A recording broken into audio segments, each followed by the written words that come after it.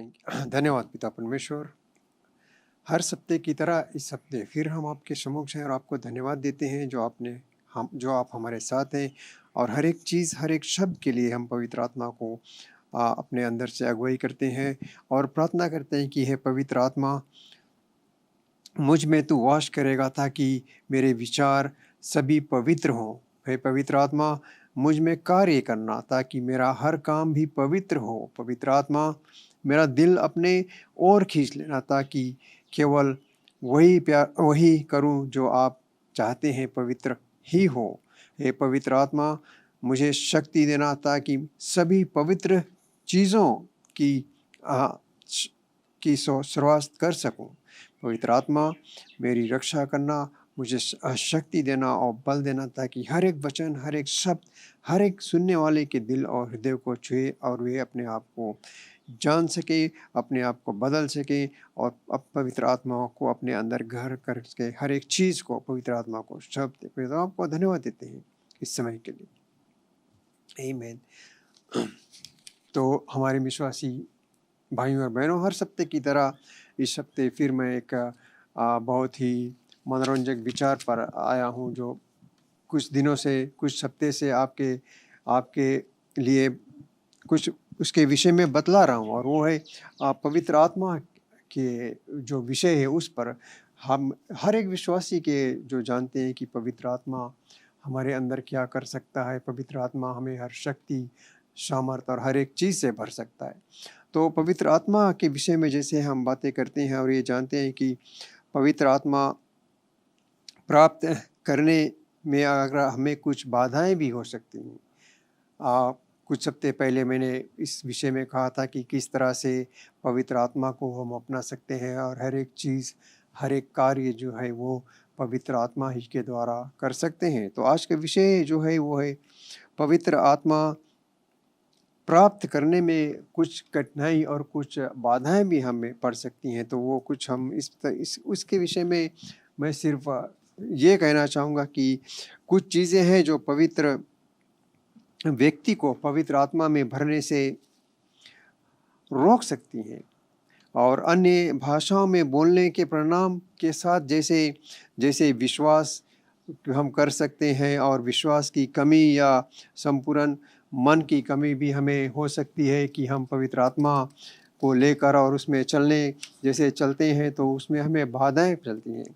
और पवित्र आत्मा जो उच्चारण देता है, जो हमें सिखलाता है, बतलाता है कि किस तरह से हर एक कार्य को हमें करना है। लेकिन ये याद रखना कि हर एक व्यक्ति को बात करनी चाहिए पवित्र आत्मा में। अगर हम शांत रहें, चुप रहें और हम पिता से प्रार्थना ना करें कि हमें पवित्र आत्मा की ज़रूरत है, पवित्र आत्मा हमें सिखलाएगा कि किस तरह से हमें हर एक चीज़ का, हर एक कार्य को करना है, तो इसका एक सही मतलब है कि व्यक्ति को अपना मुंह खोलना होगा और बोलना होगा। शुरू करने के लिए अपनी आवाज़ का उपयोग करना होगा। जब हम पवित्र आत्मा को अपनाते हैं और हम चाहते हैं कि हम पवित्र आत्मा हमें वास करें, तो हमें चुप रहकर शांत मन से हमें ये कुछ नहीं लाभ होगा, हमें बोलना है। जब हम प्रार्थना करते हैं पिता से कि हमें शक्ति दे कि हम पवित्र आत्मा हमें भर जाए, तो हमें उसके लिए अपना मुंह खोलना पड़ेगा और ये बोलने का जो शुरुआत है उसे करना होगा। हमें हर एक चीज़ को करना होगा।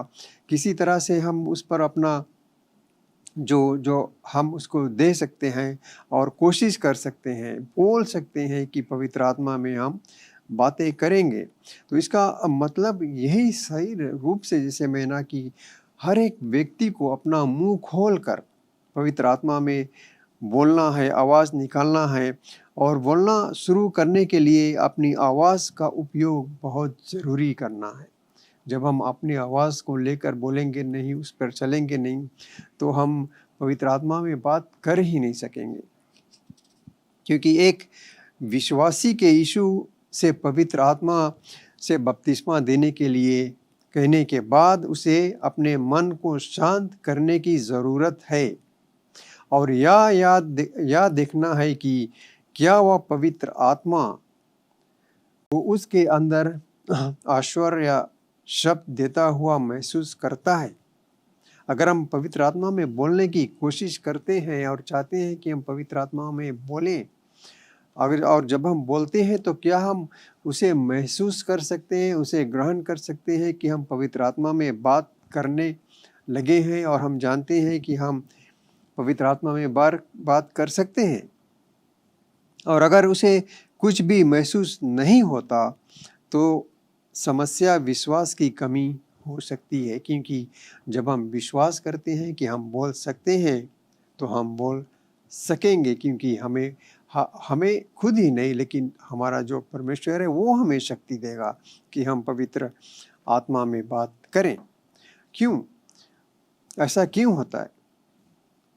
क्योंकि एक व्यक्ति को पहले पवित्र आत्मा के उपहार को प्राप्त करना है, और जिसके लिए उसने अपना दिल आत्मा के लिए खोलकर और उसे पी कर मांगा है कि पवित्र आत्मा मुझ में आ, मुझ में वास कर।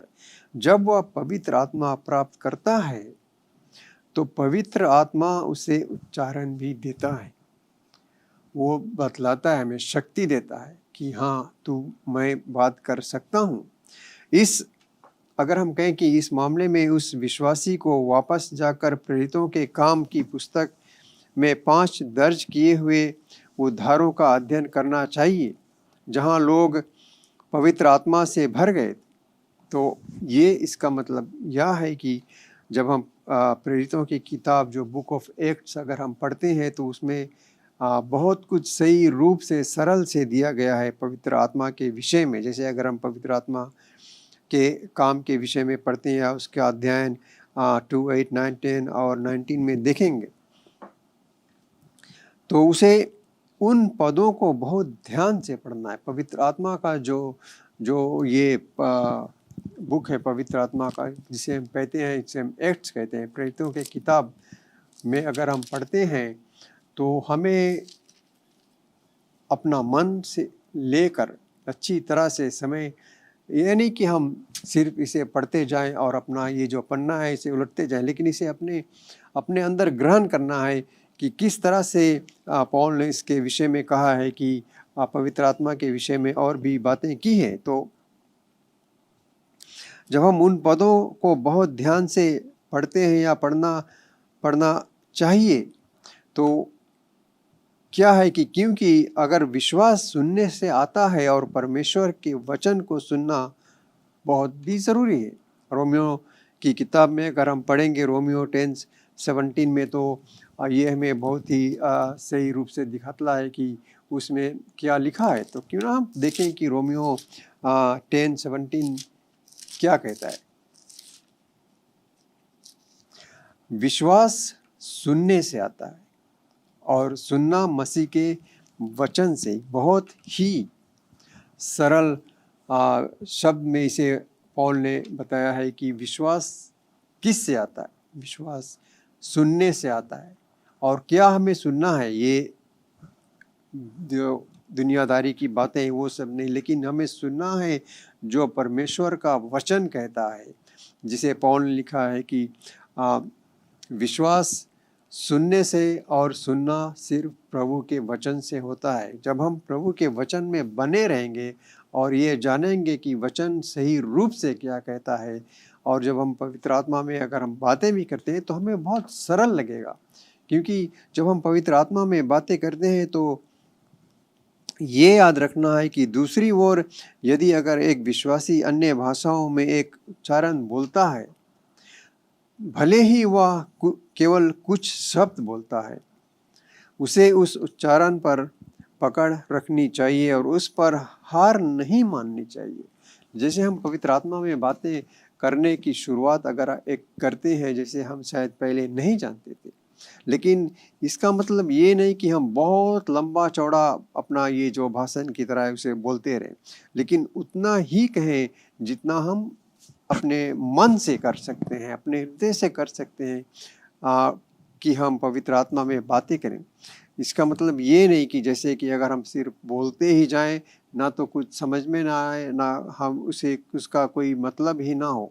लेकिन जब हम किसी बात को कहते हैं तो ये हमें जानना है कि उसका क्या मतलब है, क्या उससे कुछ प्राप्त होता है या कुछ लाभदायक है या नहीं, क्योंकि उसे अधिक यानी कि उम्मीद भी करनी चाहिए। इस मामले में समस्या संपरण की कमी है।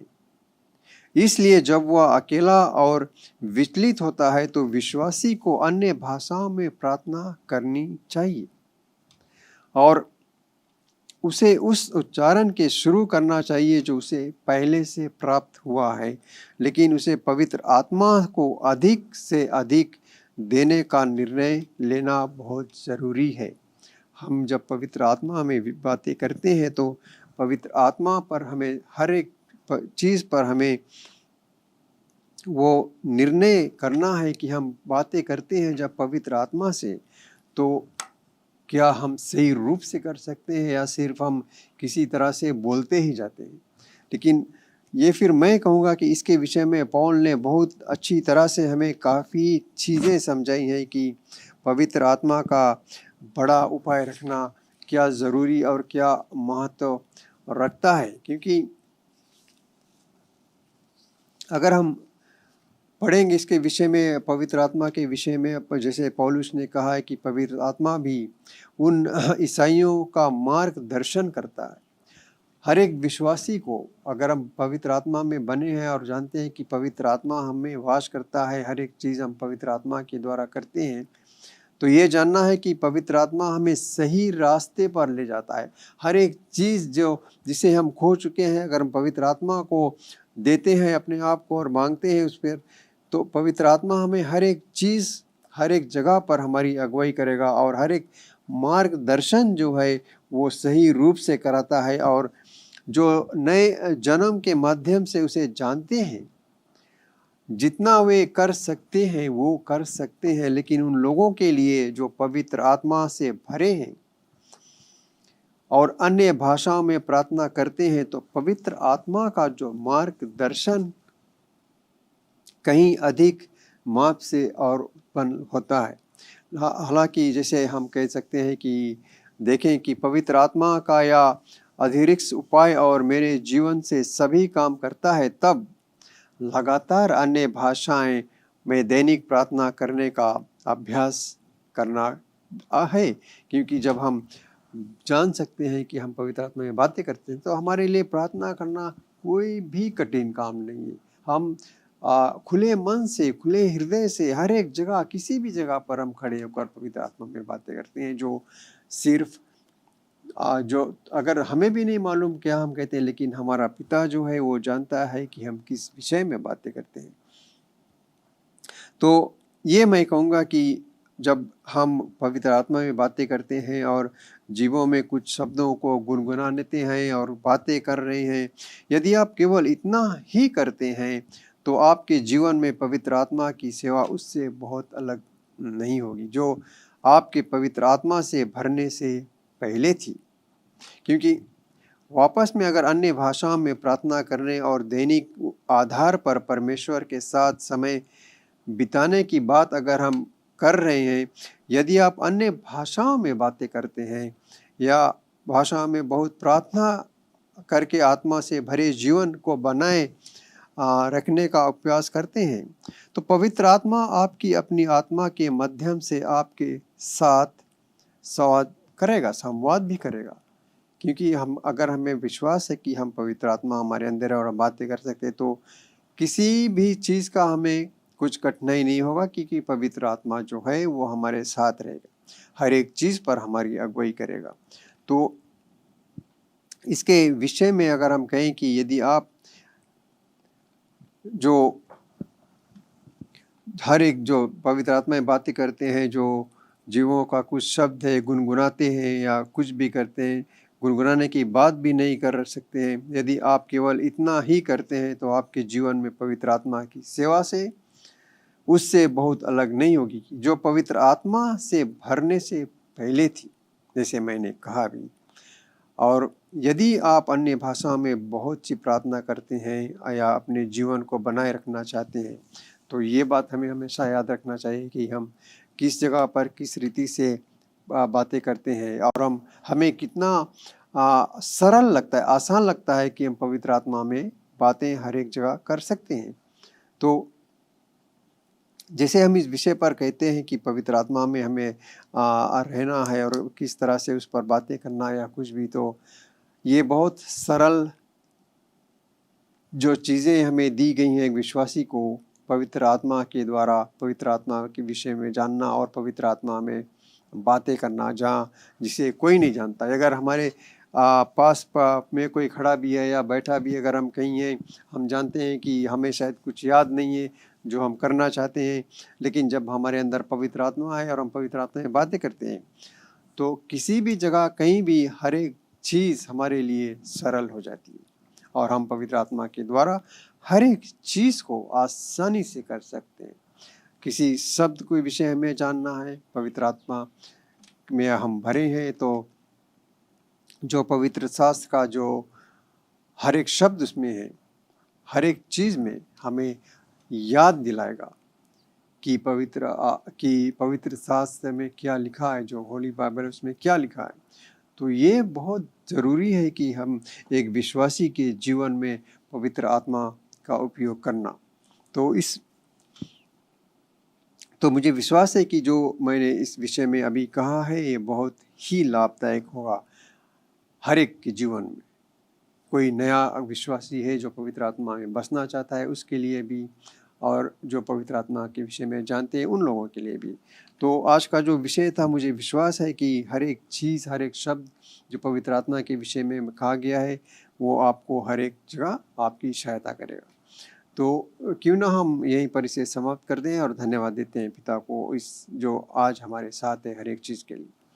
पिता परमेश्वर, हम आपको धन्यवाद देते हैं इस समय के लिए जो आपने हमारा साथ दिया, और पवित्र आत्मा की अगुवाई से हर एक कार्य के हर एक शब्द को मैंने अच्छी तरह से उसका जो उच्चारण है देखिया। हमें विश्वास है पिता कि हर एक विश्वासी जो सुनते हैं और इसके विषय में ग्रहण करते हैं या जानना भी चाहते हैं, पिता उन्हें शक्ति देना और सामर्थ देना कि पवित्र आत्मा में बोल सकें और हर एक चीज़, हर एक कार्य को पवित्र आत्मा के द्वारा कर सकें। हम आपको धन्यवाद देते हैं पिता, यीशु मसीह के नाम से, आमीन। एक बार फिर आपको हम धन्यवाद देते हैं हमारे साथ जुड़ने के लिए। लेकिन सबसे अच्छा उपहार और आशीष जो परमेश्वर देता है वो है अनंत जीवन। वो अनंत जीवन और पाप क्षमा यीशु पर विश्वास करने से ही आता है। तो अगर आप यीशु पर विश्वास करना चाहते हो, पूरे हृदय और दिल से उसको अपना आत्मा देना चाहते हो और आज से उसके पीछे होना चाहते हो, बपतिस्मा लेना चाहते हो, कलीसिया को ज्वाइन करना चाहते हो या उसमें शामिल होना चाहते हो, वो शुरू होता है आज और अभी जब आप इस प्रार्थना को हमारे साथ करोगे। तो हमारे साथ प्रार्थना कीजिए, मन से विश्वास कीजिए और कहिए, दयावान पिता, मैं विश्वास करता हूं तेरे पुत्र यीशु पर। यीशु, तू मेरा प्रभु है। तू मुझे आज मेरे पापों से मुझे क्षमा दिला, मेरे दिल में आ, अपने आत्मा से भर। मैं विश्वास करता हूं कि तू स्वर्ग से आया, मेरे पाप के लिए मरा और तीसरे दिन जी उठा, फिर से आने वाला है। मुझे मदद कर, आत्मा से भर, विश्वास में चला, यीशु के नाम से, आमीन। अगर आपने वो प्रार्थना किया है, मेरा पूरा विश्वास है आप अगर दिल से किया है, आपके सारे पाप क्षमा हुए, आप एक नए जीवन, नए सृष्टि बने हो। तो मैं चाहता हूं अगर आप हमें संपर्क करोगे, हम लोग आपको मदद करना चाहते हैं ये विश्वास के कदम में या विश्वास के जीवन में चलने के लिए।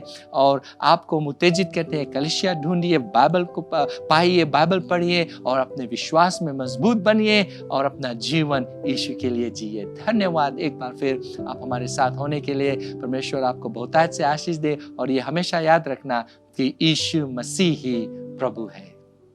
Learn more from God's Word and send us your prayer requests by visiting our website www.jclm.org, or you can like our Facebook page, Jesus Christ is Lord Ministries, to keep up with the now word of the Lord for the season. Follow us on Instagram, JCLMPG. Better still, subscribe to our YouTube channel, JCLMPG, to receive the latest teaching of God from the ministry.